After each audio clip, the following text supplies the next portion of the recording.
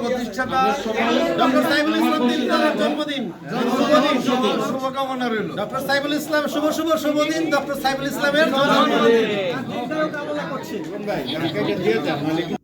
বাংলাদেশ মানবাধিকার কমিশনের ৩৯তম প্রতিষ্ঠা বার্ষিকী ও প্রতিষ্ঠাতার জন্মদিন উপলক্ষে কেক কাটা ও আলোচনা সভার আয়োজন করে বাংলাদেশ মানবাধিকার কমিশনের টাঙ্গাইল জেলা শাখা।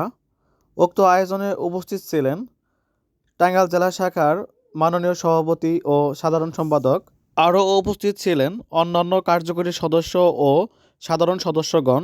সবার সম্মিলিত ও উন্মুক্ত আলোচনার মাধ্যমে আজকের অনুষ্ঠানটি হয়। আসলে দুঃখজনক একটাই যে আসলে যে রিপন ভাই আসলে যে বলছে না ঘরও ঝাড়ু দেয়, আবার ভালো চেয়ার টেবিলও বসে।